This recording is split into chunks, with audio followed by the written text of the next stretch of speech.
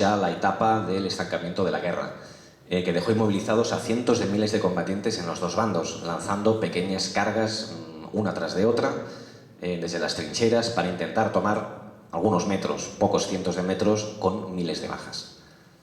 Con lo cual va a provocar un desgaste y una profunda desmoralización en las filas de los ejércitos combatientes. Lo veremos en 1917, después de la batalla de Semines-Desdames, cuando los franceses se niegan a seguir combatiendo. La 54 División Francesa vuelve borracha y sin armas a las trincheras, y aquello provoca pues, una luz como un dominó de todas las divisiones francesas del frente. Son 54 las que se niegan a seguir combatiendo, y hay más de 20.000 deserciones después de la famosa batalla de Semines-Desdames, cuando el general Robert Nivelle lanza ofensiva tras ofensiva contra las posiciones alemanas, y en una semana pierden 100.000 hombres, de los cuales 40.000 son muertos.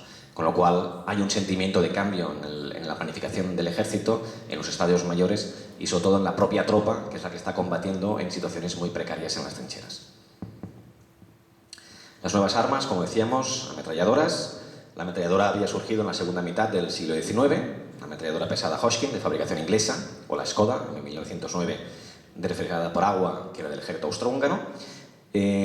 Aparece en el siglo XIX cuando Robert Gatling crea la famosa ametralladora Gatling, que es patentada en 1862, pero durante la Guerra Civil Americana, pero ni siquiera los altos mandos del ejército unionista de la Unión ni la Confederación pretende utilizarla debido a la matanza que pueden provocar esas armas tan modernas en un campo de batalla. No la veremos hasta el 4 de julio de 1879, durante la guerra anglo-zulú, cuando el ejército británico utiliza dos Gatlings en la batalla de Ulundi para masacrar a los nativos guerreros del rey Sesguayo de Zulú. En las innovaciones tecnológicas de la Gran Guerra, del 14 al 18, tenemos la guerra química, el uso del gas venenoso en la Primera Guerra Mundial, que fue una importante innovación militar. Los gases utilizados primeramente por los alemanes iban desde el gas lacrimógeno a los agentes incapacitantes, como el gas mostaza, o los agentes letales, como el fosgeno. Esta guerra química fue uno de los principales elementos de la Primera Guerra Mundial, que la convertirían en una guerra total del siglo XX.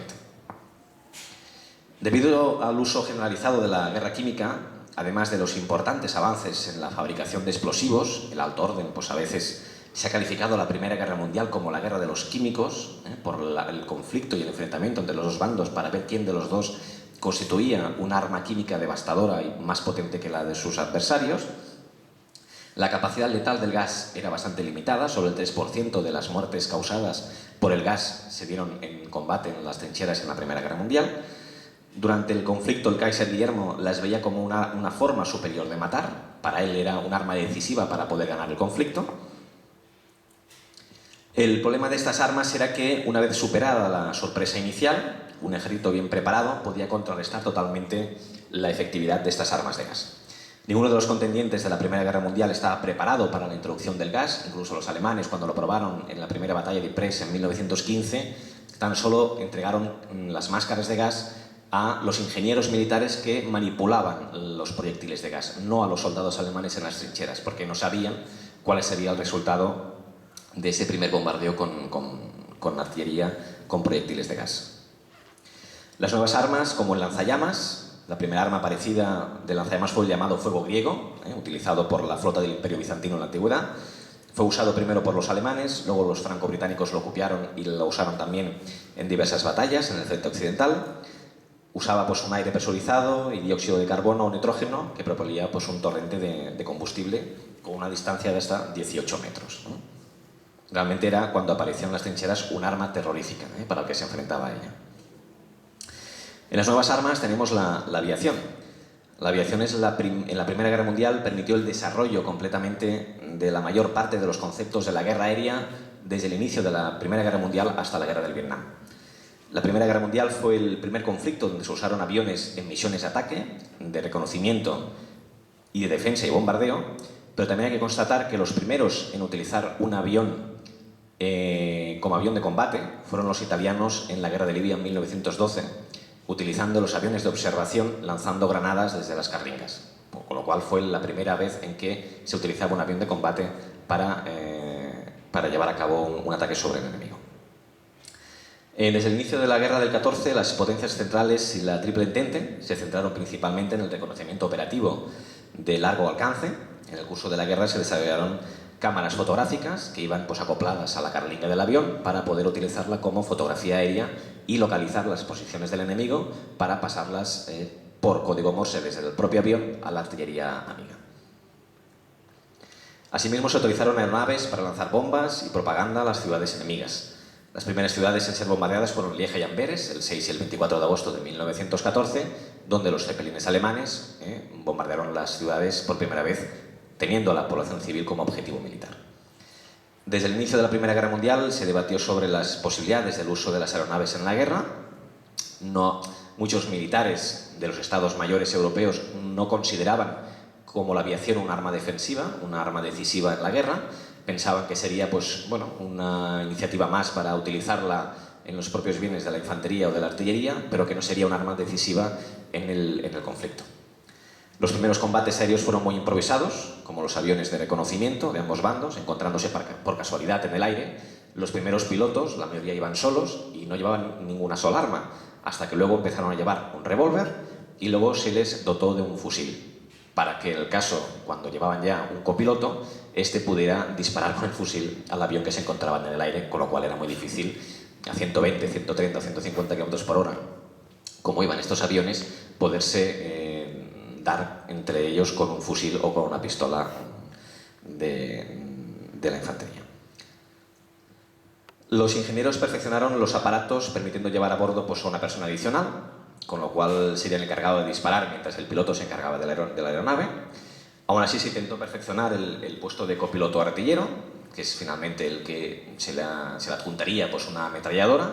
La primera ametralladora que se utilizó fue en el avión del Maureen Saulnier, que era el avión de Roland Garros, el cual llegó a crear la sincronización perfecta entre la ametralladora y la hélice para evitar que el fuego de la ametralladora no dañara las hélices. El avión de Roland Garros fue capturado por los alemanes y los alemanes copiaron y mejoraron el sistema de sincronización de la ametralladora, con lo cual a los ingleses les costaba muchísimo y a los franceses encontrar la mejor opción para no dañar las hélices, y aquel periodo, que es el periodo de la época de Fokker, en el que los alemanes consiguen derribar más de 80 aviones debido a que ellos habían conseguido esa sincronización con las hélices y las ametralladoras. Alemania iniciaría el conflicto en agosto del 14 con 230 aeronaves. El Reino Unido había comenzado tarde y en un inicio dependió de la industria aeronáutica francesa y británica, especialmente para los motores, con lo que iniciarían la guerra con 184 naves. Los británicos enviarían 40 aviones a Francia en 1914 y en 1918 los británicos tenían ya 22.600 aviones en el Real Cuerpo Aéreo, que luego se convirtió en la RAF, en la Royal Air Force. Los Estados Unidos estaban aún más atrasados, incluso en el 17, cuando entraron en la guerra, dependían casi por completo de la industria aeronáutica francesa y británica. Aquí tenemos algunos de los aviones protagonistas de la Primera Guerra Mundial. El avión de combate francés Morane Saulnier, que era el avión que utilizó por primera vez la ametralladora, era el avión de Roland Garros. El avión de combate francés Nieuport 17, que fue uno de los mejores aviones de combate utilizados por los franceses. El avión de combate Sopwith Camel, que es considerado uno de los mejores aviones de combate de la Primera Guerra Mundial, del que se fabricaron 6.000 unidades. El avión de combate alemán Albatros, que fue al principio uno de los mejores aviones, con 3.500 aviones fabricados. El avión de combate alemán Fokker D7, que se construyeron 2.500. Y el avión de combate Fokker DR-1, del cual se construyeron 300 y fue el protagonista por ser el avión que pilotaba Manfred von Richthofen, el Barón Rojo, del cual derribó más de 80 aviones, convirtiéndose en el as de la aviación durante la Gran Guerra. En el carro de combate, atravesar las trincheras, el carro de combate en el 14, la guerra de movimientos, que esperaba la mayoría de los generales europeos, se estancó en una inesperada y aparentemente imposible guerra de trincheras por parte de los dos bandos. El tanque nace como una herramienta técnica para vencer, los elementos nuevos, el alambre y las ametralladoras. Aparecerán dos carros en el bando aliado, que es el Mark I y el Renault FT-17. Son dos carros polivalentes, bien armados, bien blindados. Principalmente el carro de combate sale porque se necesita tener un vehículo blindado